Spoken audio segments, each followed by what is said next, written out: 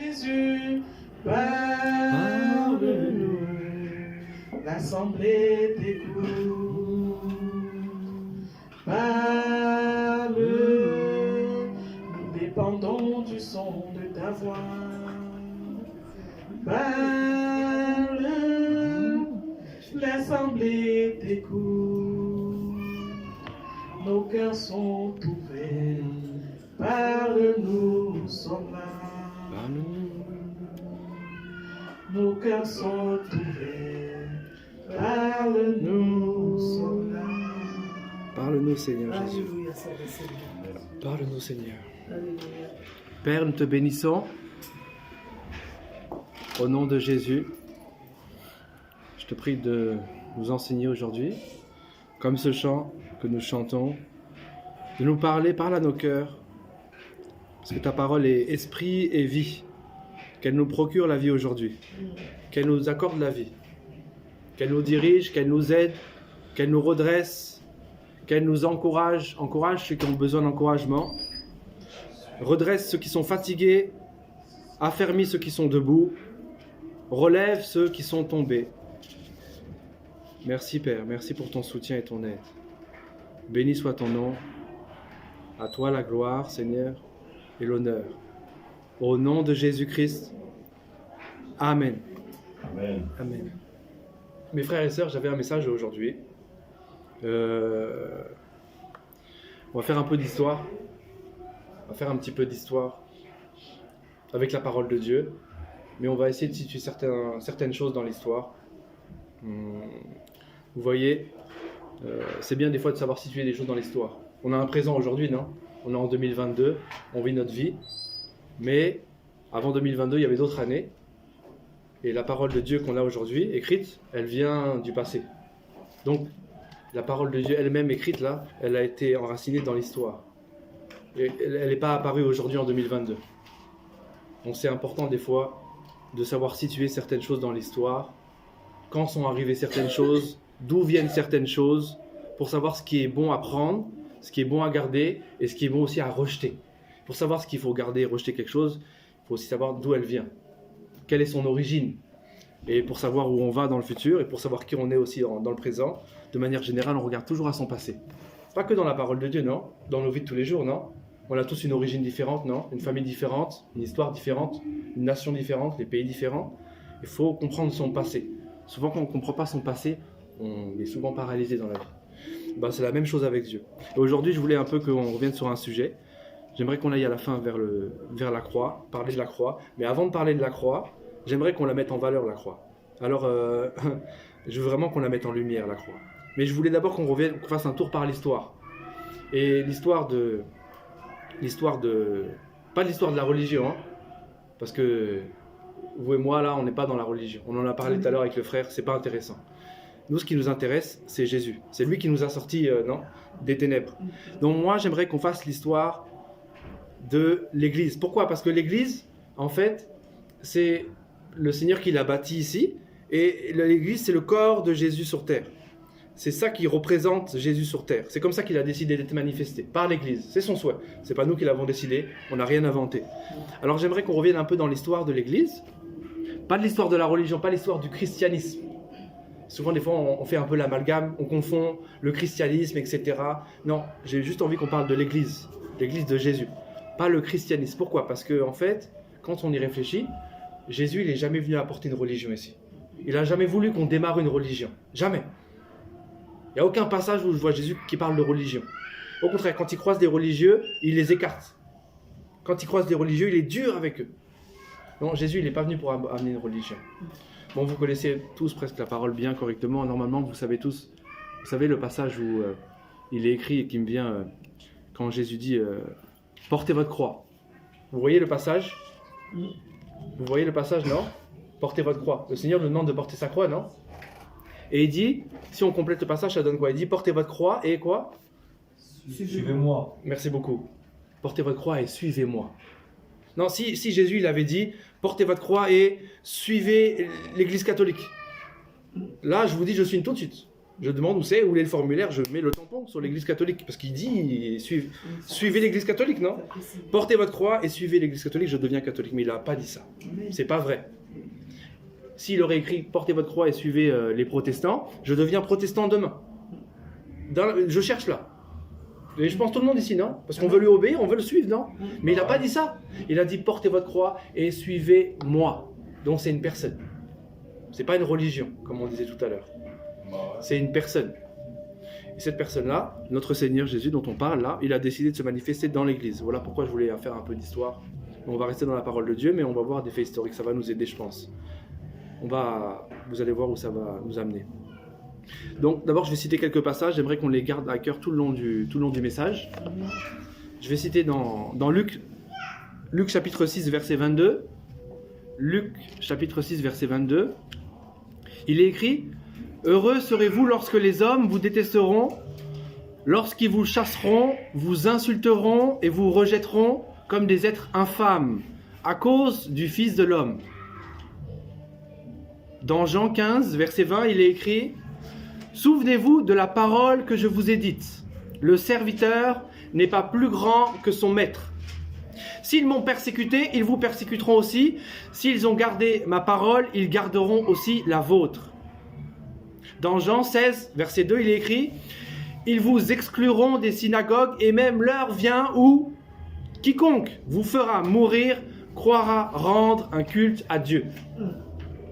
Dans Matthieu chapitre 10, verset 22, il est écrit: vous serez haïs de tous à cause de mon nom, mais celui qui persévérera jusqu'à la fin sera sauvé. Celui qui persévérera jusqu'à la fin sera sauvé. Donc vous voyez ces passages.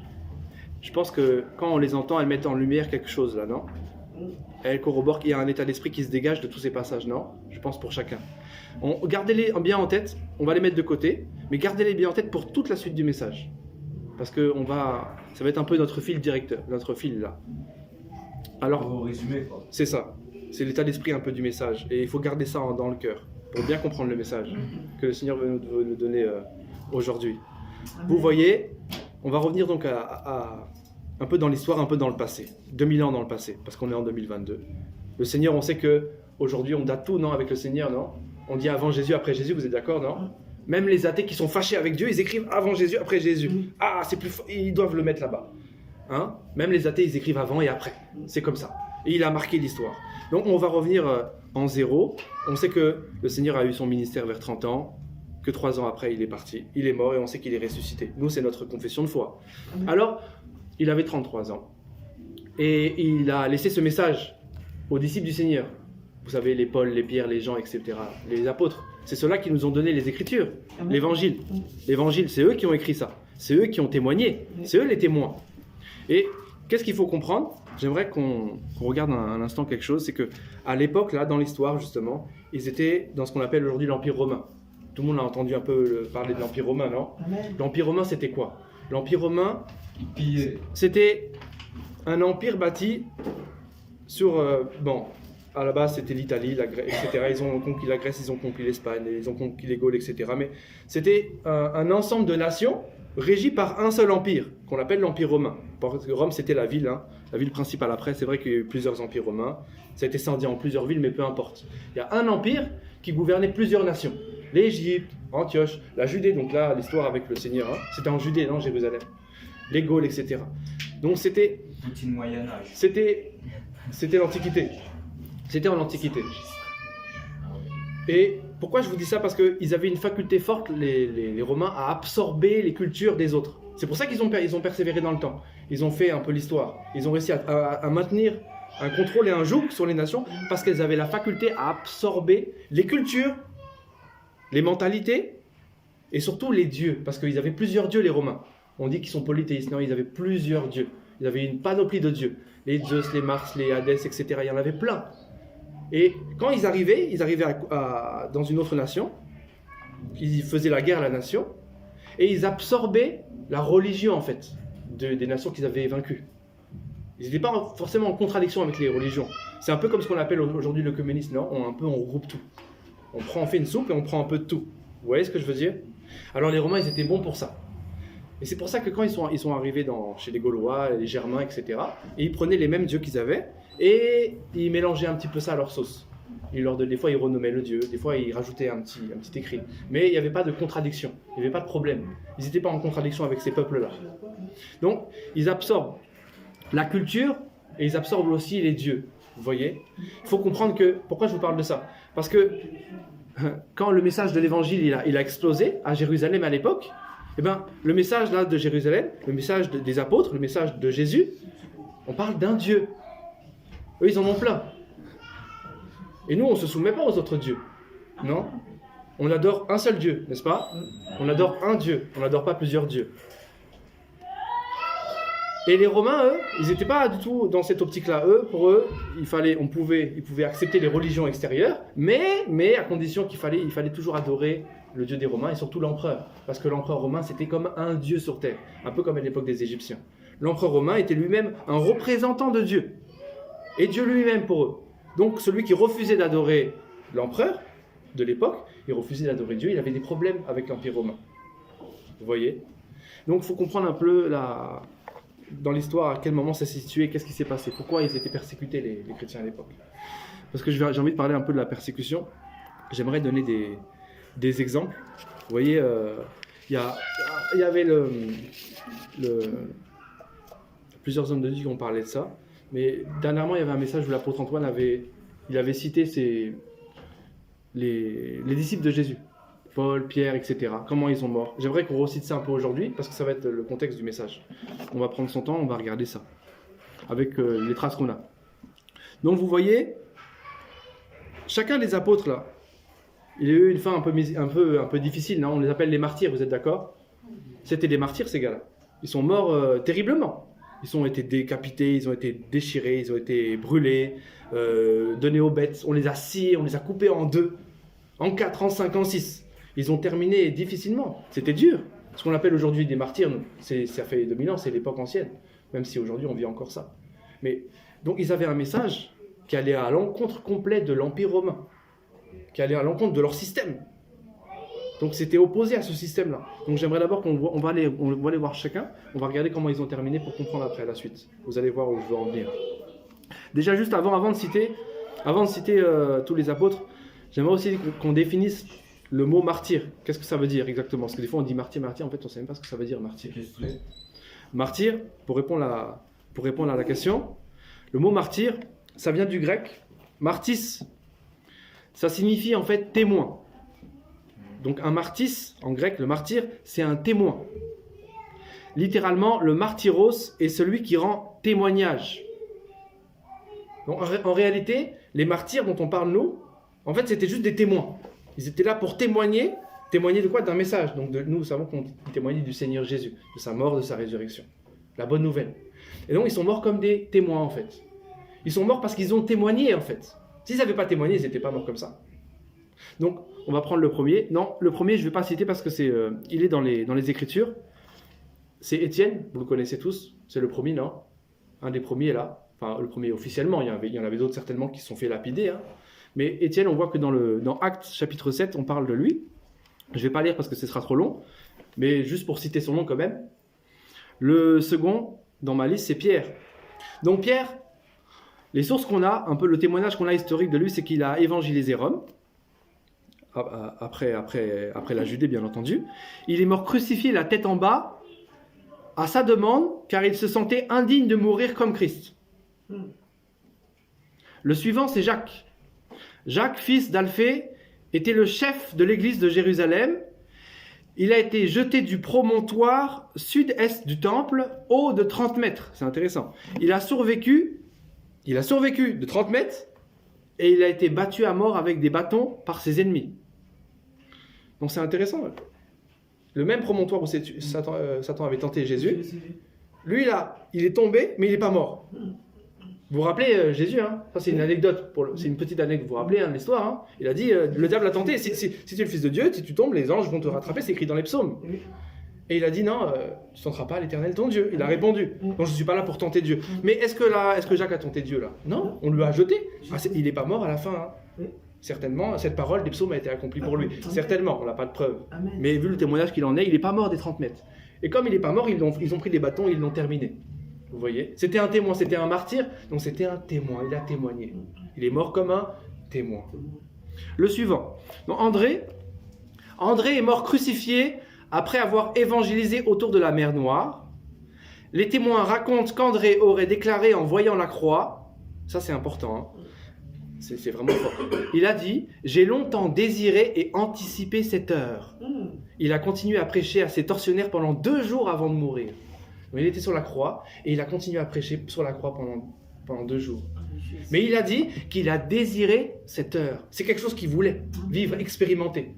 Vous voyez? Nous, en 2022, on écoute ce message, ça fait bizarre. Des gars là, ils voulaient mourir à la croix. Et vous allez comprendre pourquoi c'est important. Retenez bien tout ça, hein. Quand on va arriver à la fin du message, vous allez comprendre le contraste.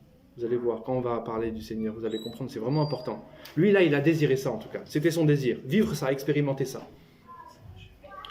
Le suivant, donc Jacques, fils de Zébédée, a évangélisé l'Espagne. Il est le premier apôtre à mourir en martyr décapité à Jérusalem. Effectivement, on a son témoignage. Lui, on a son témoignage dans le livre des Actes. Donc là, on va pouvoir lire les Écritures parce qu'on a une trace.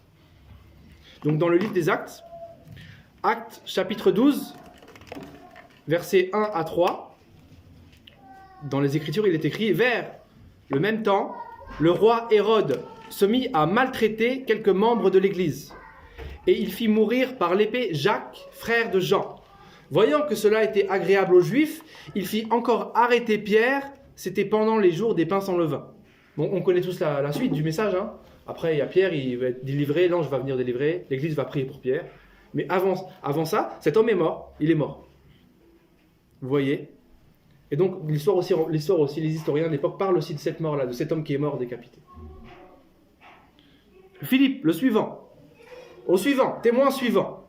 Philippe a évangélisé l'Asie mineure. Il est mort lapidé et crucifié la tête en bas en Phrygie, un peu comme Pierre. Certainement, il avait le même désir de ne pas avoir la même mort que le Seigneur, d'être peut-être être indigne de lui. Un peu comme Jean qui dit « Je ne suis pas digne de délier la couronne des sandales ». Lui-même, il ne voulait pas mourir comme Jésus. C'est le maître. Barthélemy, celui qui a remplacé. Barthélemy a évangélisé l'Arabie et la Mésopotamie. Donc il est parti au nord-est là. Il a été flagellé, écorché vif, crucifié, puis décapité. Alors lui, il a eu la totale. Parce que certains, ils ont individuellement, et lui, il a tout eu. Je ne sais pas ce qu'il a dû leur dire là-bas. Et c'était compliqué. Qu'est-ce qu'il a fait? Il a juste témoigné. Vous vous rappelez? C'est quoi un martyr? Un martyr, c'est un témoin. C'est tout. Martyros, martyr, témoin. Il a témoigné, il est mort. Point final. Le suivant, témoin suivant, Thomas. Thomas a évangélisé l'Inde. C'est vrai, c'est la coutume là-bas dans leur pays. Ils ont beaucoup de traces de ça, de cet homme-là, qu'ils appelaient Thomas. Il a évangélisé l'Inde et formé une première communauté chrétienne à laquelle appartenaient des personnes de la famille royale. Il y est mort transpercé par une lance. Matthieu a évangélisé l'Éthiopie, donc il est parti en Afrique, et il est mort tué par l'épée. Donc Matthieu il est parti en Éthiopie, et ils l'ont tué par l'épée. Mais on en connaît un autre qui est parti en Éthiopie un petit peu avant lui. L'Éthiopien là. Vous connaissez tous l'Éthiopien, non? Le ministre éthiopien. Hein? Philippe a baptisé l'énuque. Merci beaucoup. Cet eunuque là aussi, il est parti en Éthiopie. Mais regardez, Matthieu, il est parti en Éthiopie, il a été témoin, il a été martyr en Éthiopie, il a mal terminé. Donc l'énuque, il y a peu de chances qu'il soit s'en tiré autrement. Hein. S'il était là pour témoigner, si c'était un homme sincère, il a témoigné de sa foi sincèrement. Et du message, le seul message que les apôtres prêchaient, il a du mal terminé aussi. Parce que c'est comme ça que les gens qui témoignaient terminaient, pendant l'Empire romain. Le suivant, c'est Jude, qui nous a écrit aussi la lettre de Jude, qu'on a dans les Écritures. Jude Thaddée a évangélisé la Perse, la Mésopotamie et d'autres pays arabes. Il aurait subi le martyre en Perse. Simon le Zélote a évangélisé la Perse, l'Égypte et les Berbères. Il a été découpé à la scie. Donc lui, c'est la scie. Ils ont pris la scie, ils l'ont découpé. Ils sont méchants. Ah, ils sont méchants. Ils étaient méchants. Tu sais, les gens qui veulent rester dans les ténèbres, ils aiment pas ceux qui n'aiment pas la lumière. Ils sont méchants, quoi. C'est ça. Jean, le dernier de ma liste, c'est pas le dernier de la liste, mais de ma liste, je précise bien, il y en a beaucoup d'autres qui sont morts là-bas. Jean est le seul à être mort de vieillesse. Il a pourtant connu le martyre par immersion dans un bain d'huile bouillante à Rome. Condamné aux mines à Patmos, où il rédigea l'Apocalypse, il est mort de vieillesse dans l'actuelle Turquie. C'est ce qu'on en dit en tout cas historiquement. En tout cas, les faits historiques, les Romains, certains historiens romains ont écrit sur lui, il y avait vraiment des traces, et ils l'ont jeté dans l'huile, il n'est pas mort. Donc Dieu, il a dit non, j'ai besoin encore de lui. Il faut qu'il écrive l'Apocalypse. La prophétie, la révélation. Donc vous ne faites rien. Ah, il est parti à Patmos. Il fallait encore qu'il soit un martyr, un témoin. C'était pas terminé pour lui. J'ai pas mis Paul dans ma liste, mais vous connaissez tous hein, Paul. Mais selon les historiens aussi, il a terminé à Rome, un petit peu à l'époque de Néron, un empereur romain, justement, on parlait de l'Empire romain. Il y a eu plusieurs empereurs qui sont succédés. Et on va y revenir d'ailleurs à Néron tout de suite. Et je vais citer aussi deux autres. Ceux-là, on ne les a pas dans les Écritures. Je vais les citer parce qu'ils sont importants. Ils sont vraiment importants. C'est deux disciples du Seigneur. Ils ne sont pas dans les Écritures. Comme je vous dis, on fait un peu d'histoire. Hein. Moi non plus, je ne suis pas dans les Écritures. Je suis chrétien. Hein. J'aime Jésus. Hein. J'aime mon Dieu. Je ne suis pas dans les Écritures. Mais dans l'histoire, j'existe. De la même manière, l'Église a existé dans l'histoire. Il y a beaucoup d'hommes et de femmes. On n'a pas leur nom dans les Écritures, mais ils ont existé. Il faut comprendre. C'est pour situer les choses, c'est pour comprendre le message. Alors, d'abord, je vais citer Ignace d'Antioche. Certains peut-être connaissent. Ignace d'Antioche, il est mort en 107, donc après Jésus. Voilà. Et Polycarpe de Smyrne, il est mort en 156. Donc le premier, Ignace d'Antioche, il est important parce que c'était le disciple de Pierre et de Jean. Et le deuxième, il était disciple de Jean. Quand je dis disciples, c'est selon les hommes. Ils étaient des disciples de Jésus-Christ, du Seigneur Jésus. Mais selon leur langage, leur coutume, ils s'appelaient des disciples. Ils étaient enseignés par. Donc les deux-là étaient enseignés par Jean.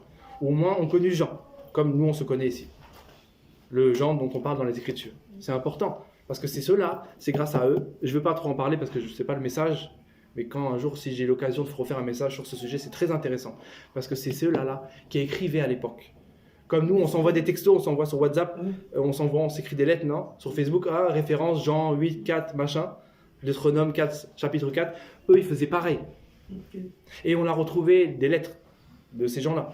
On a daté leurs lettres. Donc on peut dater les Écritures. On peut détruire toutes les fausses argumentations qui nous fatiguent sur les Écritures. Mais ce n'est pas le sujet. Je ne veux pas tout mélanger. C'est pour dire que ces gens-là étaient importants. Donc, vous avez vu le premier là, le Ignace d'Antioche, parce qu'on est dans le thème de la persécution des martyrs, il a été jeté et dévoré par les bêtes. Donc lui, c'est les bêtes, les lions, selon la coutume de l'époque. Peut-être à chaque ville avait ses coutumes, comme aux États-Unis, hein, quand il y a la peine de mort, hein, des fois certains sont électrocutés, d'autres c'est la seringue. Là-bas, c'était les bêtes à cette époque-là, pour cette ville-là. Il a juste témoigné, rappelez-vous. Hein. C'était un homme, il a un bon témoignage. Hein. Le Polycarpe de Smyrne, le deuxième, lui, il a été ligoté et brûlé sur le bûcher. Puis poignardé lorsque le feu ne parvint pas à consumer son corps. Ça fait penser à une histoire. Déjà, il a été ligoté, pourquoi? Parce qu'en fait, cet homme-là, j'ai pas écrit là, mais en fait, il a refusé qu'on le cloue. Il voulait le clouer pour le brûler. Il a dit non, je ne mérite pas ça. C'est le Seigneur qui a été cloué, comme encore les pierres. C'est les mêmes histoires. Bon, ils respectaient vraiment leur Dieu. Hein. Mais ils étaient contents d'aller là-bas. Rappelez-vous comme l'autre là. Vous vous rappelez? Il a dit, je désire cette heure-là. Le disciple a dit, je désire cette heure-là. C'est très important. Lui, en tout cas, le feu n'a rien fait. Ça ne vous rappelle pas une histoire, ça? Ça vous rappelle pas une histoire? Merci beaucoup. Daniel. Donc, il sort du feu, sauf que cette fois-ci, à l'époque de Daniel, au moins, ils avaient reconnu la grandeur de Dieu, ils se sont prosternés. Là, ils ont pris les poignards et ils l'ont planté. Donc, voilà. Mais c'était un martyr, c'était un témoin, il a témoigné, il est mort comme un témoin. Donc là, on est à peu près... c'est la fin de cet homme-là, c'est durant le 1er siècle, ils sont tous morts durant le 1er siècle, hein, majoritairement. Hein. Donc on va revenir en 64 maintenant. Je vais vous citer certains événements marquants du Seigneur, là, de sa mort et résurrection, jusqu'à, vous allez voir, le début de l'Église. Qu'est-ce qui s'est passé? Des périodes, c'est important. En 64, donc 64 après Jésus, hein, j'ai noté, première grande persécution, le grand incendie de Rome sous Néron qui accuse les chrétiens. Peut-être que certains connaissent Néron, de nom au moins, c'était un empereur terrible. Lui, en fait, il voulait se faire un palace, il voulait se faire sa villa, il y avait trop de place, il a brûlé des maisons d'honnêtes gens, et puis après, comme il fallait bien trouver un responsable, Un bouc émissaire, ben, c'était les chrétiens, parce que les chrétiens, et ça venait d'arriver, c'était des martyrs. Hop, c'est les chrétiens qui ont créé l'incendie, et ils s'est débarrassé des témoins. Des chrétiens comme ça. Cette histoire, elle est connue, en tout cas, même les historiens de l'époque ont écrit sur ça. Vous voyez. Donc, il y a un écrit, voilà, d'un historien qui parle de ça. Il dit, c'est écrit, lui, il écrit, pas dans les Écritures, hein, mais c'est un historien de cette époque. Il dit, les uns couverts de peau de bête périssaient dévorés par des chiens, beaucoup mis en croix, étaient, lorsque le jour avait disparu, brûlés pour éclairer la nuit. C'était des torches. Les chrétiens, c'était des torches, des lampes torches dans la rue. C'est ainsi que Tacite, donc cet historien dont je vous parlais, décrit les traitements cruels infligés aux martyrs. C'est ainsi que fut déclenchée la première des vagues de persécution. Ça, c'est en 64. Donc on est 30 ans. 34 ans. 30 ans parce qu'il est 33, 30 ans. À peu près 30 ans. Là, vous voyez ça, que ça démarre. Les premières vagues. Il y avait déjà des morts individuels. Ils témoignaient en quick. Mais là, il commence à y avoir des vagues de conversion. Donc il y a des vagues de martyrs, des vagues de témoins, des vagues de morts. Donc ces gens-là, à cette époque-là de Néron, c'était des torches ambulantes. Il fallait éclairer, on prenait le chrétien, on allumait le feu et c'était pour la nuit. Pas besoin d'huile. Non, c'est terrible, hein. Parce que nous, on est là, en 2022, on oublie ces choses-là. Vous voyez. Période suivante, en 92, un petit peu après. Mort de Antipas. Parce que c'est 92, c'est pour ça.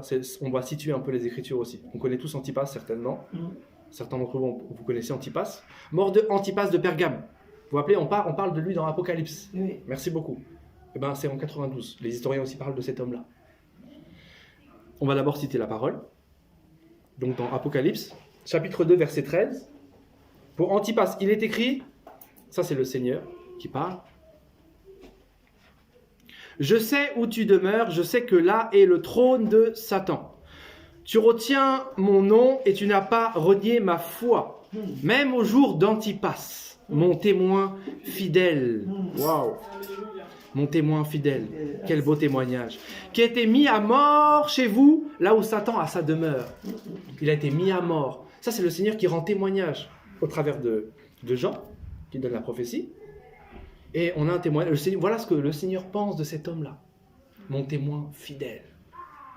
Et il est mort là-bas. Vous avez vu? Il est mort là-bas. En 92. À Pergame. Et ouais. Là-bas, cette ville-là aussi, c'était la même chose. Les témoins devenaient des martyrs. Maintenant, ce que l'histoire dit de cet homme-là, parce qu'on a retrouvé la date, l'histoire dit quoi? Antipas de Pergame est un personnage du 1er siècle, effectivement, décédé en 92. Son nom signifie comme le père ou à la place du père. Donc évêque de Pergame, c'était le représentant, le chef local. Il a été martyrisé sous Domitien. La tradition relate qu'il aurait été brûlé vif dans un taureau d'airain. Donc vous savez les grandes cuves là. Oui. Un taureau d'airain. Un taureau, c'était un culte païen de l'époque. C'est le mithraïsme, le culte romain de l'époque. Communément utilisé par la population païenne de Pergame dans des rites de rejet des démons. Ils invoquaient des démons. Et on vous rappelait ce que le Seigneur a dit. Hein. C'est là où le Satan réside, sa demeure. Voilà. Et ils invoquaient des démons dans des grandes cuves comme ça. Donc ils faisaient brûler, vifs là, des hommes, des bébés, des êtres humains, pour invoquer des démons. Donc quand le Seigneur parle que c'était la demeure là, c'était vraiment la demeure de Satan. C'est pas pour rien. L'histoire aussi parle de ça, de ces rites, vous voyez. C'est un cuve. Une cuve, exactement. Donc ils ont pris cet homme-là, le témoin fidèle de Dieu, c'est pas moi qui le dis, hein, c'est le Seigneur qui dit que c'est son témoin fidèle, et ils l'ont brûlé dans la cuve là où on invoque des démons. Voilà comment il a terminé. Vous voyez, c'est triste, hein. C'est triste la folie des hommes. Hein. Vous voyez. Suivant, période suivante. Entre 100 et 150 maintenant, on va raccourcir les périodes, mais on va aller vite, vous allez voir, c'est pas trop long. Entre 100 et 150, l'histoire nous dit que les chrétiens sont soumis à toutes sortes de supplices et de tortures. Ils sont livrés aux fauves, on l'a vu tout à l'heure, crucifiés ou encore torturés en public. Donc en 1077, à Lyon, donc c'était en Gaule à l'époque, nous la France c'était les Gaules, en 1177, en 177, je dis 1000, excusez-moi, en 177, pardon, à Lyon, de nombreux chrétiens sont martyrisés. La mort de ces martyrs impressionne les Romains et pousse un nombre grandissant d'entre eux à se convertir. Ça, encore une fois, ça c'est important. Les Romains à l'époque, là, ils voient les chrétiens mourir comme ça. Mais ils sont impressionnés. Pourtant, c'est les premiers à martyriser les chrétiens. Mais pourtant, ils en ont tué plein. C'est des Romains, c'est des légionnaires. Hein. C'est des gars, ils sont entraînés pour la guerre. Ils ont vu du sang tous les jours. Ils ne sont pas impressionnés par la mort, ces gars-là. C'est des soldats. C'est des gradés. Ils ont fait des campagnes. Rappelez-vous, l'Empire romain, c'est plusieurs nations. Donc, ils ont fait beaucoup de guerres. Ils étaient appelés constamment sur des campagnes. Ils ont tué, ils ont violé. C'est des soldats. Les soldats de l'époque, c'est pas des rigolos. Mais eux, là, ils sont impressionnés par ces chrétiens-là. Pourquoi? Qu'est-ce qui les impressionne, en fait? La mort? Quelqu'un qui meurt? Non. C'est qu'en fait, quand ils allaient à la mort, comme l'histoire aussi nous le dit, les gars-là chantaient, ils étaient heureux. Rappelez-vous l'autre, il a dit qu'il attend ça depuis longtemps. Il désire ce moment-là. Et ils vont à la mort, on les cloue, on les brûle, on les fait tomber 30 mètres, il faut encore leur mettre des coups de bâton. C'est quoi ces gars-là? Ils parlent de Jésus là, c'est quoi leur problème? Vous voyez? Ils avaient un truc spécial avec eux, qui les accompagnait, l'Esprit de Dieu. Et c'est important parce que retenez bien qu'ils étaient heureux à ce moment-là. Ils étaient contents, ils étaient heureux. Non, moi je souhaite ça à personne. Hein. J'ai pas dit que je souhaite qu'on termine comme ça. Hein. C'est pas ce que je dis. Hein. Mais retenez bien qu'ils étaient heureux. Vous allez voir pourquoi à la fin du message. Vous allez comprendre où je veux aller. Moi je veux juste qu'on rende gloire à Jésus à la fin. Vous allez voir pourquoi. En 202. En 202, premier décret. Décret interdisant la conversion au christianisme et au judaïsme. Ah, il y a des décrets qui arrivent maintenant. Ça, c'est l'Empire. Hein. On est sous l'Empire. Hein. Décret. Vous imaginez là, Macron qui fait un décret? Interdiction de prier Jésus. Interdiction d'avoir la foi en Dieu. Vous imaginez?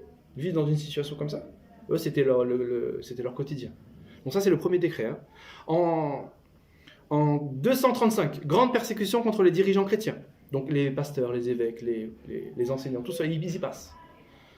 En 250, poursuite de l'opération antichrétienne, les sujets doivent prouver qu'ils ne sont pas chrétiens et offrir un sacrifice aux dieux. Les chefs de l'Église seront arrêtés, jugés et exécutés. Vous voyez, ça commence. Là, c'est les chefs. Tout le monde, il faut faire un sacrifice. Vous vous rappelez, je vous ai parlé de ça tout à l'heure. Les Romains, ils avaient plusieurs dieux, mais ils absorbaient toutes les cultures et les religions, il n'y avait pas de problème. Ils étaient ouverts à toutes les religions, mais il fallait toujours faire le sacrifice à l'empereur. Parce que l'empereur, c'est Dieu sur terre, selon eux. Mais les chrétiens, ils ne peuvent pas faire ça. Ils ne veulent pas faire ça. Ils ne désirent pas faire ça. Parce qu'ils adorent un seul Dieu. Donc, ils devaient refuser. Et les vrais chrétiens authentiques refusaient et terminaient comme on l'a vu tout à l'heure. Hein, je ne vais pas répéter. Vous avez vu comment ils terminent. Hein. Je pense que le tableau est clair. Donc, voilà comment ils terminaient. C'est terrible. En 253, un nouvel édit de persécution indiquant l'exil et la condamnation aux mines comme punition pour les chrétiens. Donc, travaux forcés.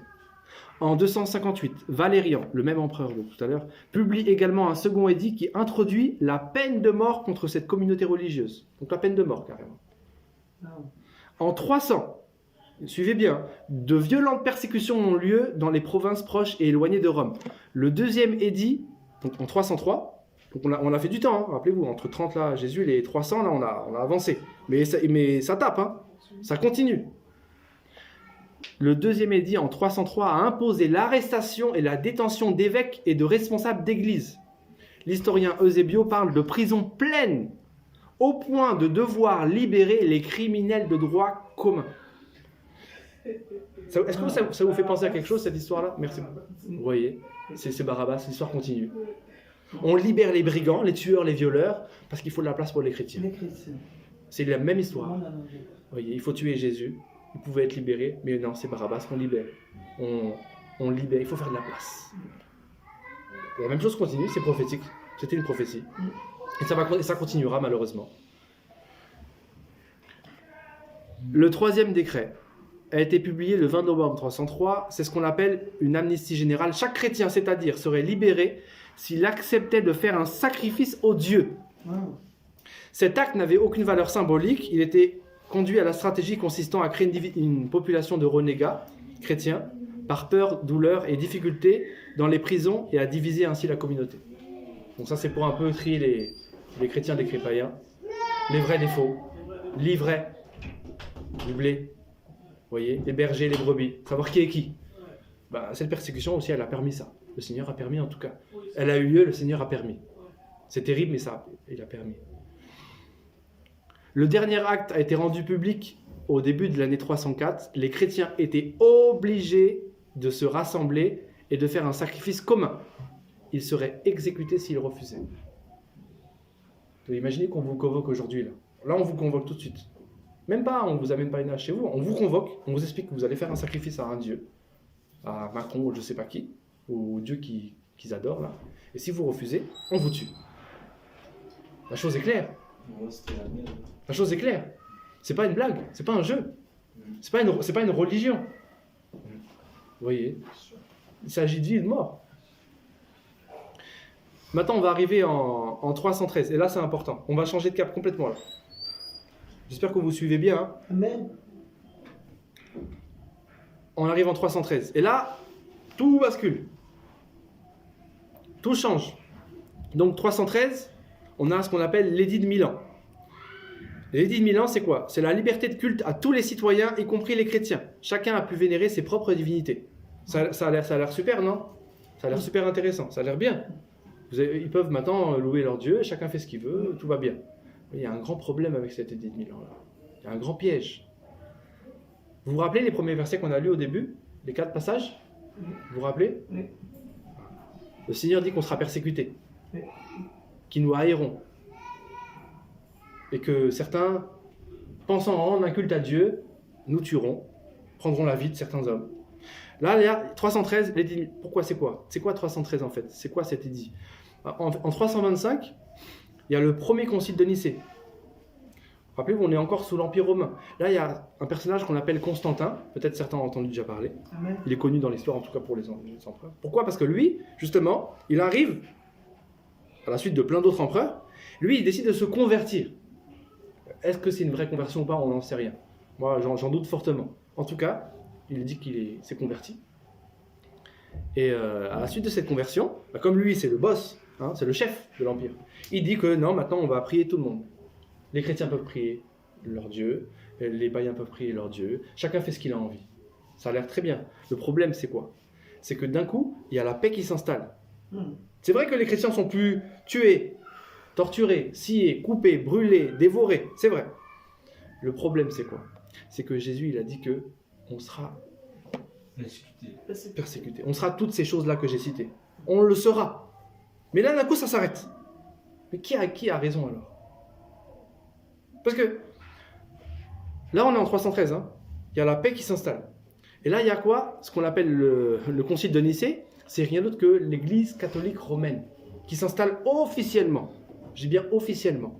Parce que ça commençait déjà. Il y avait déjà des prémices. Ok? Mais on n'a pas de date des prémices. Mais officiellement, Constantin, il est empereur. Il se convertit. Alors, il veut un peu diriger, contrôler un peu tout ça. Et il crée ce qu'on appelle l'Église catholique romaine. Donc il a créé une religion. Il a créé une religion. Il a voulu relier les gens avec cette foi chrétienne. Le problème, c'est qu'il n'y a plus de persécution. Ça s'arrête. Il y a des persécutions avant, de 30 jusqu'à 300, à peu près 300 ans de persécution. Et d'un coup, c'est le calme total. Quand je dis le calme, c'est au niveau des persécutions, pas au niveau des guerres. Hein. Les guerres continuaient, hein. Les viols continuaient, hein. Les injustices continuaient, hein. Le péché continue. Hein. Le péché, il va plat. Ça y va. Mais au niveau des persécutions des chrétiens, il y a un calme qui s'installe. Pourtant, Jésus dit, vous serez persécutés, on vous tuera, on vous fera ci, on vous fera ça. Mais là, ça s'arrête. Et qui a raison alors? Donc, c'est qui ces catholiques alors? C'est qui ces catholiques là? Ils disent que c'est la vraie église. Même quand ils débarquent là, la parole du Seigneur, ça s'arrête. Il y a un problème. Il y a un problème. Vous voyez où je veux en venir? Il y a un problème là. Ça, c'est 300. Hein. Donc ce Constantin-là, il a voulu un peu diriger tout ça. Il a amené des évêques, ce qu'on appelle le concile de Nicée. Il y a eu d'autres conciles après. Le concile, c'est juste des évêques, des représentants d'assemblées locales qui se réunissent entre eux et qui parlent sur les dogmes. Hein. Ils font un peu de théologie et ils acceptent certaines théologies ou non. Et ils ont fait du dégât. Et je ne vais pas vous lister parce que ce n'est pas le sujet du message. J'ai listé beaucoup de choses là, mais ce n'est pas le sujet. Je ne veux pas tout mélanger. Je veux qu'on reste focalisé juste sur ce message-là, sur les martyrs, les témoins, le témoignage rendu à Dieu, qu'on doit rendre à Dieu en fait.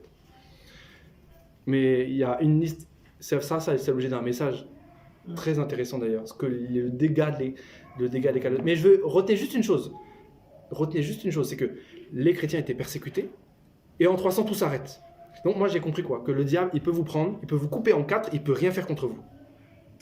Il peut vous scier, il peut rien faire contre vous. Il peut vous brûler, il peut rien faire contre vous. Le diable peut rien faire contre l'église. S'il la coupe en deux, il y a 2 morceaux qui bougent. Et ça se déplace partout. Et ça se propage, non? La propagation, la persécution de l'Église a toujours créé une propagation, et c'est comme ça que le diable ne peut rien faire contre cette Église. Maintenant, le diable est malin. On sait qu'il est malin, non? Donc qu'est-ce qu'il a fait? Et qu'est-ce il continue encore à faire? Et qu'est-ce qu'il continuera encore à faire dans le futur?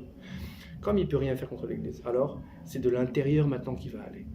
Donc l'Église catholique, là, pour moi, c'est juste ce qu'on appelle ce que j'appelle le levain. Vous voyez, hein? Nous les chrétiens on appelle ça le levain normalement. Le levain des fausses doctrines. Donc comme il peut rien faire contre l'Église, ben, il décide de l'infiltrer maintenant. Il rentre dans l'Église.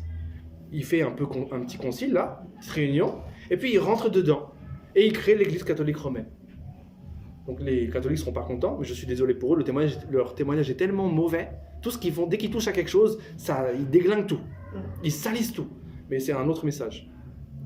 Pour dire que le diable est malin. Ce qu'il a fait, c'est qu'il est rentré maintenant. Et il a mis son venin. Il a mis son levain. Il a mis son venin, c'est vrai. Il a commencé un peu à corrompre les enfants de Dieu, à changer les doctrines. Et aujourd'hui, c'est pour ça qu'on fait une quantité de choses monstrueuses. On fait des choses, on s'en rend même pas compte. On fait des choses aujourd'hui, dans nos cultes, là, quand on adore Dieu. Dans nos réunions, on fait des choses qui ont été instaurées par les catholiques de l'époque. Il y a longtemps. On fait des choses, on ne sait même pas pourquoi on les fait. C'est pas marqué dans les Écritures. Mais comme nos voisins le font, on se donne à Dieu. On est des enfants dans la foi, on imite les aînés dans la foi et on les imite. Mais il y a des choses qu'on imite, c'est pas de Dieu en fait. C'est pour ça qu'on a besoin d'un peu d'histoire. C'est pas mal. Pour comprendre qu'est-ce qui s'est passé à l'époque, à quel moment les choses sont entrées, à quel moment le levain a pénétré. Pour comprendre, de faire un truc serment pour faire. Savoir d'où on vient, pour savoir qui on est et où on va. Donc comprendre le levain d'où il vient. Est-ce que c'est le Seigneur qui a instauré certaines choses? Est-ce que c'est les hommes? Et l'Église catholique, elle a instauré son levain. Mais c'est le diable qui a pour moi, de mon interprétation, Ils ont modifié. le diable a infiltré. Donc ça, c'est aussi un deuxième message dans ce message, se rendre compte toujours que quand ça va mal, quand le diable veut détruire une nation, il va infiltrer la nation, avec des espions militairement. C'est connu, non? Et une famille, c'est pareil. Quand ça va mal, il va ramener des gens dans la famille, il va créer du désordre, dans une école, dans une assemblée, dans une église, c'est pareil. Au sein de l'église, c'est comme ça que le diable fait. Il ramène quelqu'un pour infiltrer et il va te démolir l'église. Il va te la salir. Parce qu'il ne peut rien faire contre l'église. Alors il va rentrer dedans discrètement et avec le temps qu'on goûte, il va amener son levain, son venin. Et c'est comme ça qu'il va refroidir une assemblée. C'est comme ça qu'il va refroidir une église, une famille, une école, un pays, un village, une ville. Vous voyez, un groupe d'amis. Il y a toujours l'infiltration. C'est ça qui détruit tout. Mais si on vous prend de face, c'est pas possible. L'église, elle est invincible. C'est le corps du Christ. Donc ça, c'est le message dans ce message-là à retenir. Ça nous montre qu'il faut faire attention. Qui on invite dans notre famille, qui on invite dans notre foyer, qui on invite dans notre cœur, qui on invite dans nos églises, qui on invite dans nos assemblées, qui on invite dans nos villages, dans nos confidences, qui on invite, à qui on permet de partager nos repas, etc. etc. C'est important. Donc je continue pour les catholiques, vous voyez, les catholiques ont beaucoup tué, ils ont continué après, par la suite. Je ne vais pas faire ça, c'est pas l'objet du message. Mais on voit qu'ils vont continuer aussi à tuer beaucoup d'hommes. Quand on voit tous les réveils, vous savez, le réveil protestant, ce genre de choses. Pareil, ils vont mettre à mort beaucoup de gens. Certaines personnes, les Martin Luther et compagnie, là, les Calvins, c'est des gens qui, plus tard, vont se réveiller et vont lire la Bible et vont se rendre compte qu'en fait, dans leur Bible, là, on fait pas ce qu'on fait. Il y a un choc entre leur méditation et leur pratique du quotidien. Et ils vont mal terminer. Mais je ne veux pas parler du futur, juste on reste dans cette période de l'époque romaine, on s'arrête là. Je pense que vous avez bien suivi, bien compris le fil là. Maintenant, on va lire certains passages, parce que j'aimerais qu'on voit où ces gens-là ont terminé. C'est important, non? C'est les témoins. On va repartir dans les Écritures maintenant. On a fait un peu d'histoire, on va repartir dans les Écritures. Donc j'aimerais qu'on lise Apocalypse. On va aller dans Apocalypse, chapitre 6. Apocalypse, chapitre 6, et je vais lire.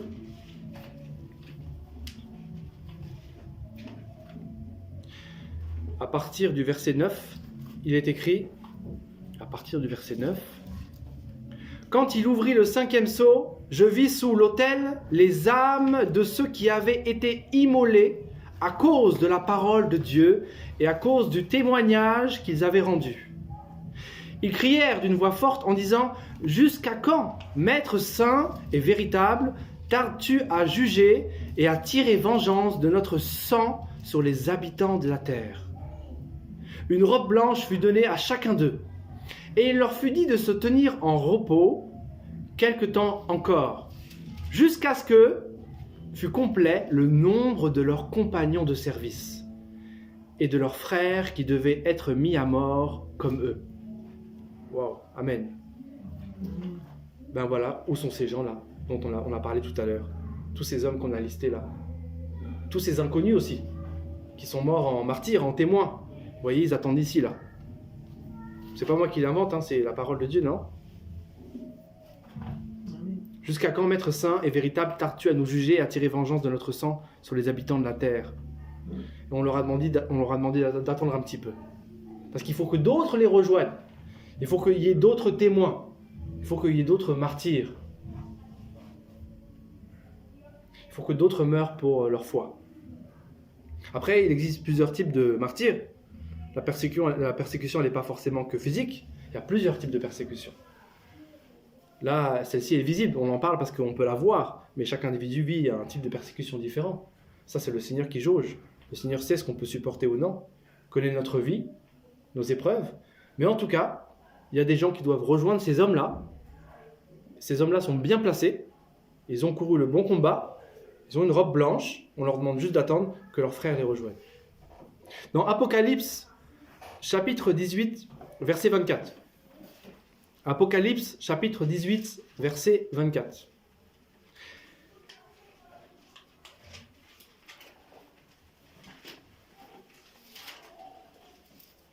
Apocalypse, chapitre 18, verset 24. Il est écrit « Et parce qu'on a trouvé chez elle le sang des prophètes et des saints et de tous ceux qui ont été égorgés sur la terre. Après cela, j'entendis dans le ciel comme une voix forte d'une foule nombreuse qui disait « Alléluia, le salut, la gloire et la puissance sont à notre Dieu. Parce que ses jugements sont véritables et justes, car il a jugé la grande prostituée qui corrompait la terre par son impudicité, et il a vengé le sang de ses serviteurs en le redemandant de sa main. » Il a vengé le sang de ses serviteurs en le redemandant de sa main. Donc les mêmes personnes, on parle d'eux ici là. Leur sang, le Seigneur va redemander leur sang. Tous ces hommes qui sont morts, en témoins véritables, sincères. Dieu connaît leur cœur, Dieu connaît le cœur de chacun. Donc comme dit Apocalypse 6, on voit qu'ils attendent, maintenant le Seigneur va les venger. Et il y a quelqu'un qui a été un peu responsable de ce sang-là. On l'appelle, vous voyez là, il est écrit dans la parole, on parle d'une prostituée. La prostituée, on ne peut pas la nommer avec un seul mot. Là, à cette époque-là qu'on a cité dans l'histoire, c'est l'Empire romain, la prostituée, qui deviendra après l'Église catholique romaine. On l'a vu tout à l'heure. Les persécutions s'arrêtent. Maintenant, l'Église catholique va corrompre de l'intérieur avec son venin. Son levain va complètement pourrir l'Église. Mais, qu'elle soit catholique, qu'elle soit romaine, peu importe, en fait, elle est une prostituée. Elle a plusieurs apparences, mais elle reste la prostituée. Dieu la voit bien spirituellement. Dieu ne peut pas se tromper. Il ne peut pas la faire à l'envers à Dieu. Les hommes peuvent oublier son nom. Est-ce qu'on l'appelle comme si? Est-ce que c'est telle ville? Est-ce que c'est telle époque? Non, Dieu s'en fout. Dieu, tu ne peux pas la voir. Dieu, il a bien vu qui elle est. Et elle corrompt les hommes au travers des siècles. Elle a tué beaucoup de gens. Elle a mis beaucoup de témoins à mort. Vous voyez? Donc, cette église catholique romaine, là, il faut vraiment s'en méfier. Mais ce sera un autre message. Peut-être une autre fois si le Seigneur permet. J'aimerais qu'on parte maintenant dans Romains. Romains chapitre 8, ça c'est juste une prière. La prière qu'on fait des fois. Romains chapitre 8, versets 35 à 39. C'est une prière. C'est une belle prière. Mais là, elle va avoir encore plus de sens. Après avoir entendu tout ce qu'on a entendu à l'instant sur nos frères dans la foi qui sont passés avant nous, nos aînés. C'est nos aînés. Romains chapitre 8, je commence, verset 35. Il est écrit « Qui nous séparera de l'amour de Christ? Serait-ce la tribulation ou l'angoisse, ou la persécution, ou la faim, la nudité, ou le péril, ou l'épée? Selon qu'il est écrit, c'est à cause de toi qu'on nous met à mort tout le jour, qu'on nous regarde comme des brebis destinées à la boucherie. Mais dans toutes ces choses, nous sommes plus que vainqueurs par celui qui nous a aimés, car j'ai l'assurance que ni la mort, ni la vie, ni les anges, ni les dominations, ni les choses présentes, ni les choses à venir, ni les puissances, ni la hauteur, ni la profondeur, ni aucune autre créature ne pourra nous séparer de l'amour de Dieu manifesté en Jésus-Christ notre Seigneur. Amen. Amen. Alléluia. Vous voyez cette prière-là, quand vous comprenez un peu comment les gens ont vécu à l'époque, parce que Romain, là, c'est Paul qui a écrit ça, 1er siècle. Il est mort vers 64, à peu près à l'époque de Néron. Entre 64 et 70, en fait, il est mort. Il y avait déjà des chrétiens qui partaient à ce moment-là. Donc les chrétiens, ils allaient déjà au bûcher ou aux bêtes. Et ils priaient. On a les traces de certaines prières, pas celle-ci, mais similaires dans l'esprit. Là, on a une prière officielle, elle vient des Écritures. On porte foi aux Écritures, non? Cette prière-là, on la comprend mieux maintenant. Vous voyez, ils n'avaient pas peur de la mort. Ils y allaient avec bravoure. En fait, le chrétien n'a pas peur de la mort. Amen. En fait, normalement, un enfant de Dieu, un vrai enfant de Dieu, authentique, il n'a pas peur de mourir. Je pense, moi, personnellement, ça c'est ma pensée en tout cas, je pense qu'un enfant de Dieu, il a peur d'une seule chose. Pas de la mort, mais l'enfant de Dieu, normalement, il doit avoir peur. Quand je dis peur, c'est la crainte, une sainte crainte, hein. Pas une peur qui paralyse, une bonne peur. Normalement, l'enfant de Dieu, il a peur de ne pas faire ce qu'il a à faire ici tant que le Seigneur lui accorde le temps de vivre, de ne pas faire ce qu'il a à faire avant sa mort. L'enfant de Dieu n'a pas peur de la mort, mais il a peur de manquer à la mission que le Seigneur lui a confiée avant sa mort. C'est ça la vraie crainte de l'enfant de Dieu. C'est ça la vraie peur, sainte peur d'un enfant de Dieu, qui respecte Dieu, qui honore Dieu. Le temps est compté. Amen. On n'a pas beaucoup de temps ici, mes frères et sœurs. Je parle pour moi le premier. Hein. Moi, je vous parle, ça part là où ça rentre dans mon oreille. Ça tourne comme ça. Je parle, ça rentre dans mon oreille. On n'a pas beaucoup de temps. Vous voyez? On va revenir après là-dessus. Je veux terminer sur quelque chose. Maintenant, on a vu tout ça. On a vu cette prière, elle met en lumière la manière dont l'état d'esprit des enfants de Dieu, des disciples, des témoins, des martyrs. Comment ils perdaient leur vie, comment ils donnaient leur vie. On a vu que certains criaient de joie, certains aspiraient à ce moment-là. Pourquoi je vous ai dit tout ça? Pourquoi je vous ai demandé de prêter attention à ces petits détails? Parce que maintenant, on va retourner à notre Seigneur Jésus. Amen. Toujours, c'est lui le centre, non? Amen. On va retourner à lui maintenant. On va voir le Seigneur. On a vu l'Église, on a vu le commencement, on a vu les martyrs, on va revenir à la croix. Et là, il va y avoir un grand contraste. Un grand contraste. Et ça va un peu corriger certaines choses, certaines pensées qu'on nous a aussi inculquées. Pas toujours de notre faute, mais nous aussi, on a du levain. On nous a donné du levain. Il faut enlever ce levain-là pour avoir une idée claire de ce que disent les Écritures. Vous allez me comprendre. On va d'abord lire dans juste deux passages, deux bons passages. On va prendre son temps sur ces passages-là. Le premier, c'est dans Matthieu. Matthieu chapitre 27. Matthieu chapitre 27.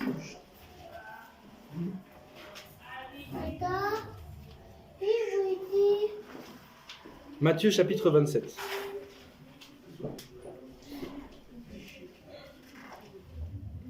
Du verset 45 à 54, on va lire.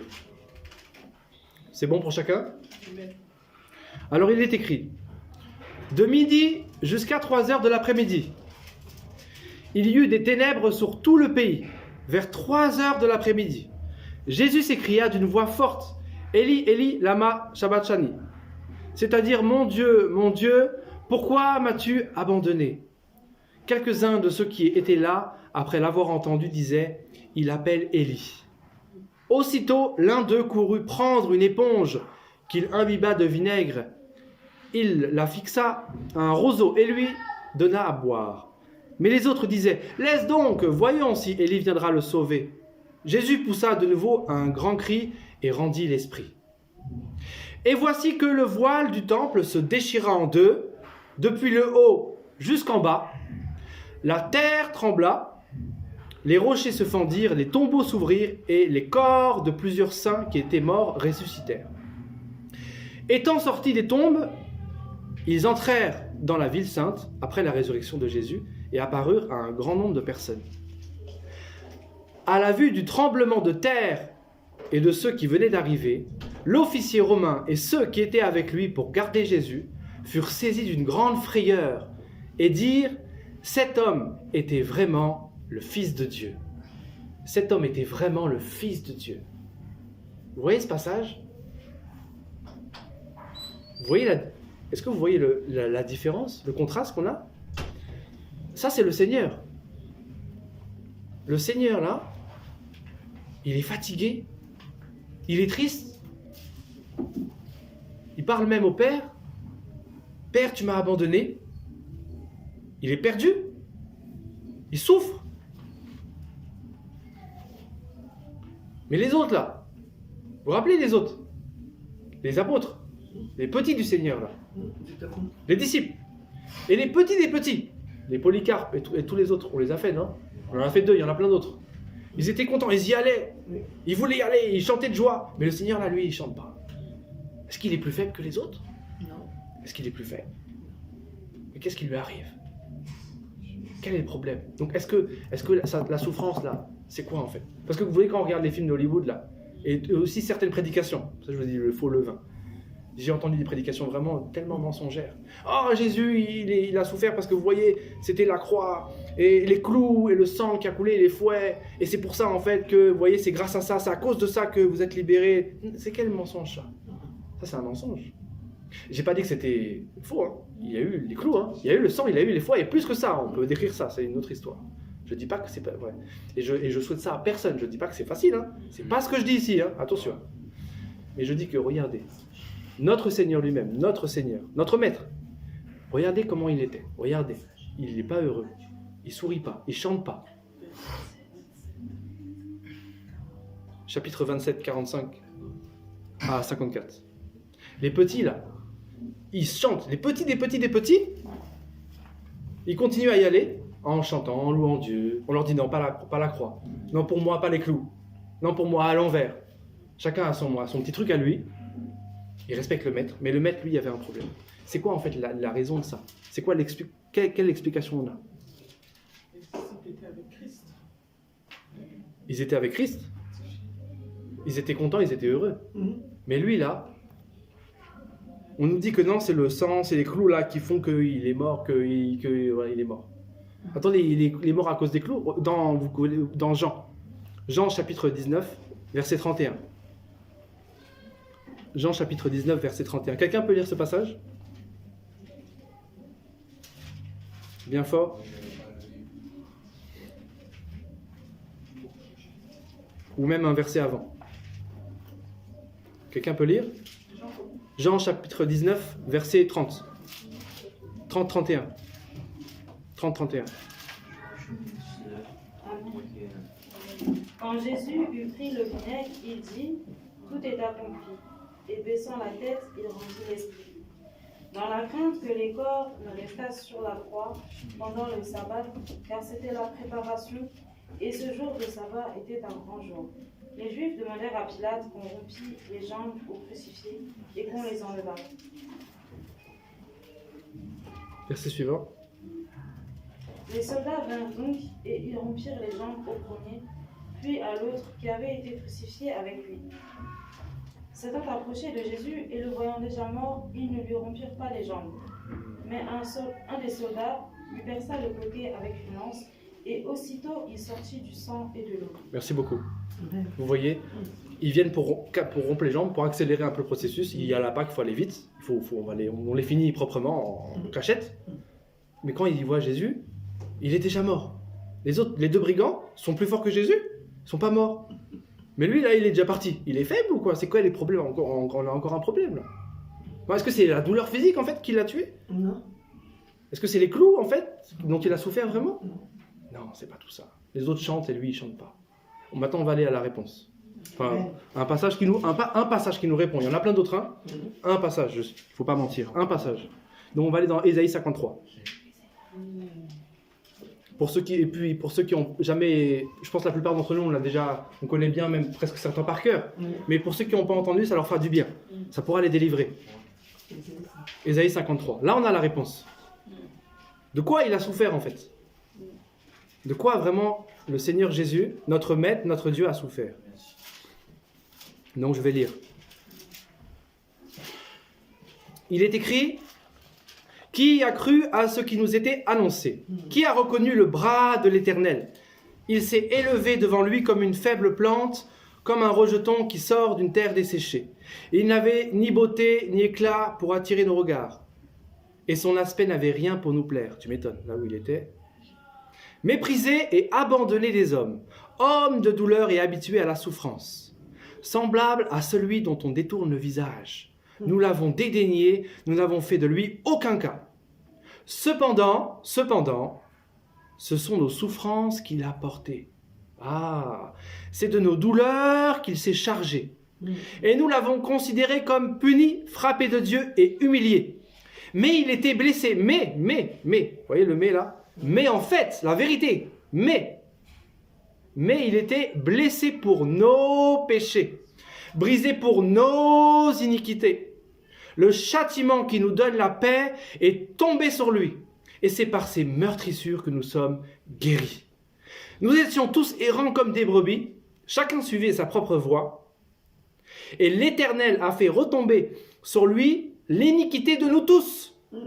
Il a été maltraité et opprimé, c'est vrai. Il n'a pas ouvert la bouche, semblable à un agneau qu'on mène à la boucherie. À une brebis muette devant ceux qui l'attendent, il n'a point ouvert la bouche.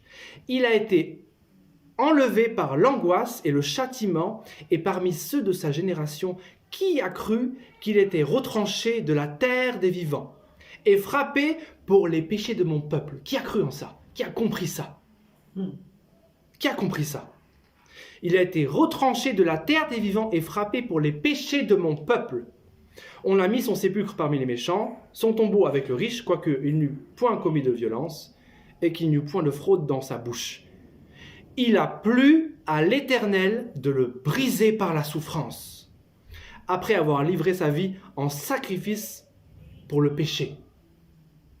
Il verra une postérité, et prolongera ses jours, et l'œuvre de l'Éternel prospérera entre ses mains. À cause du travail de son âme, il rassasiera ses regards par sa connaissance. Mon serviteur juste justifiera beaucoup d'hommes, et il se chargera de leurs iniquités. C'est pourquoi je lui donnerai sa part avec les grands, il partagera le butin avec les puissants, parce qu'il s'est livré lui-même à la mort, et qu'il a été mis au nombre des malfaiteurs, parce qu'il a porté le péché de beaucoup d'hommes, et qu'il a intercédé pour les coupables. Amen. Amen. Vous voyez, la réponse, elle est là. Oui, il est mort pour ça. Il est mort, il a souffert pour une seule, vraiment vraie raison. Dans les autres, ils sont dans le feu et ils ne meurent pas. Ils ressortent en chantant. Il faut les bastonner de bâton pour les terminer. Mais lui, là, on lui met des croix et il dit: Père, qu'est-ce qui se passe? Il tremble. Non, c'est quoi le problème? C'est pas en fait physique. Il a souffert physiquement, hein? Il a porté, hein? Non, physiquement, il a dû souffrir, c'est terrible. Moi, quand je vois ça, ça fait peur, non? On tremble même. Là, ça bouge les tripes. Vous voyez ce que je veux dire? Ça bouge, là, c'est dur à l'intérieur de nous. Mais c'est pas ça, en fait, la vraie souffrance. Il a porté vraiment sur nous, c'est écrit, nos bêtises, là, nos conneries, là, notre méchanceté, nos jalousies, nos histoires, notre perversion, nos pensées impures, toutes ces choses-là, là, il a tout pris sur lui ce jour-là. C'est vrai, l'écriture est vraie. Il est mort pour ça. C'est pour ça qu'il est mort. C'est pour ça qu'il est tombé. C'est pour ça qu'il est mort avant les deux brigands. C'est pour ça. C'est vraiment vrai. Il a vraiment porté nos péchés, mes frères et sœurs. C'est vrai. C'est énorme, énorme. Il y a vraiment un espoir pour nous. Énorme, amen. Il est vrai. Alléluia. Vous voyez? Ça n'a pas échoué, ça a marché. Ça marche encore. Amen, amen. C'est la preuve, là. Donc, cette histoire de Jésus, les clous, les films d'Hollywood, faites attention à commencer des fois à expliquer. C'est pas faux. C'est pas faux. Mais c'est pas le vrai message, la vraie raison. Ça dénie même l'œuvre de Jésus. C'est pour ça que certains le voient. Oh, mais pourquoi vous priez quelqu'un à une croix comme ça, on comprend pas. Mais parce qu'il a porté les péchés. C'est ça le vrai message. C'est ça la vérité. Il a porté nos saletés. une personne pour toute la terre. Un seul devait mourir pour tous, Voilà. comme dit Caïphe. Il a prophétisé ça. Un seul devait mourir pour la nation. Pour la nation, pour la terre entière, pour toutes les nations. C'est chaud ça, moi? Et c'est fait. Amen. C'est accompli. Donc voyez, nous, maintenant, notre mission, notre seule mission, comme le Seigneur nous la donne ici, on l'a vu, non? C'est d'être des témoins. Amen. D'être des témoins. D'être des martyrs. Peut-être, quand je dis martyr, c'est pas au sens forcément de ce qu'on a lu tout à l'heure, mais martyr dans le sens au moins témoin. On a vu que martyr, ça veut dire témoin. Ils ont terminé comme ils ont terminé parce qu'ils étaient témoins. On terminera comme on terminera, peu importe, mais pourvu qu'on soit des témoins fidèles. Pour terminer ce message, j'aimerais juste qu'on relise un passage qu'on a lu tout à l'heure. On va terminer sur ça.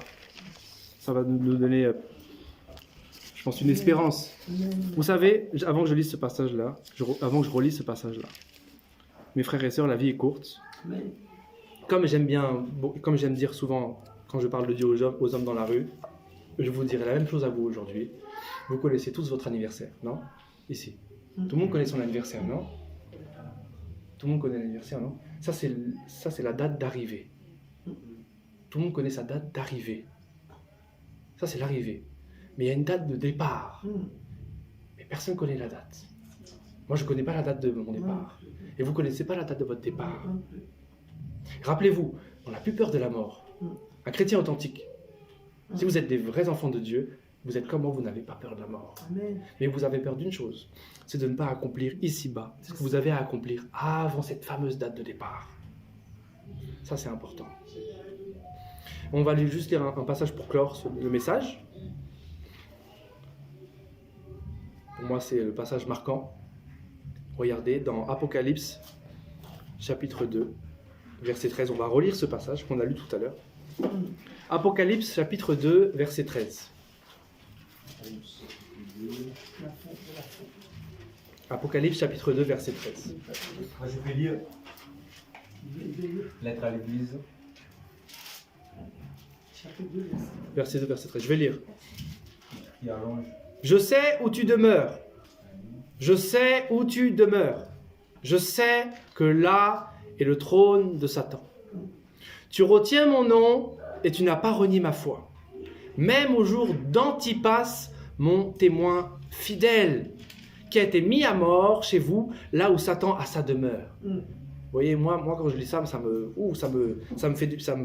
travaille. Ça me rend vivant.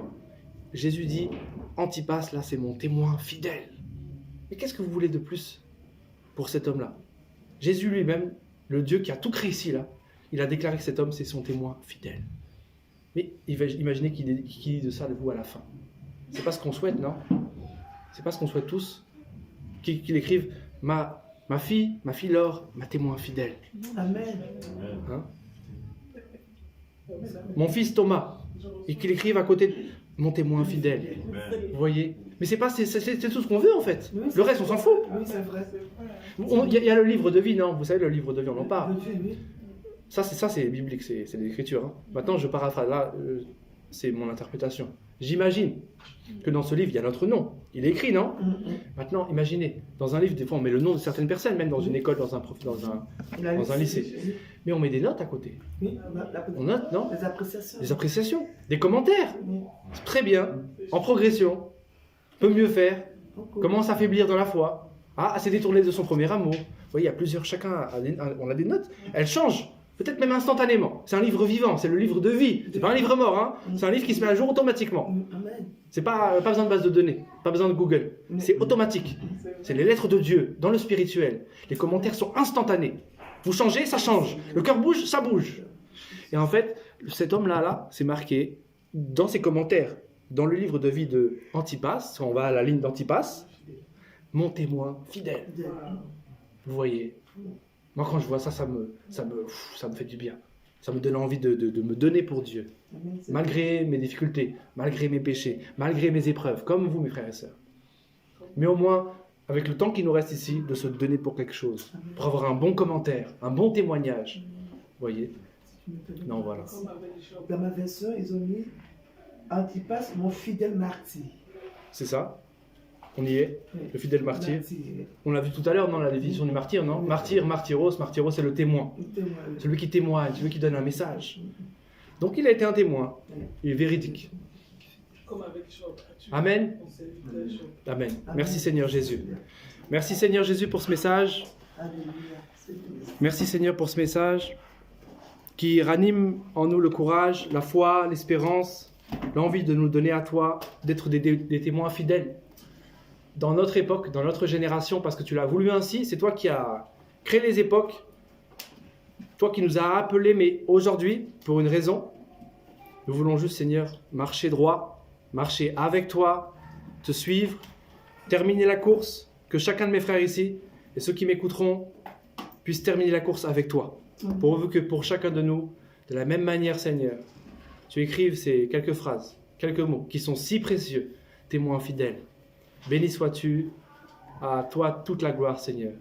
Au nom de Jésus-Christ. Amen. Amen. Amen.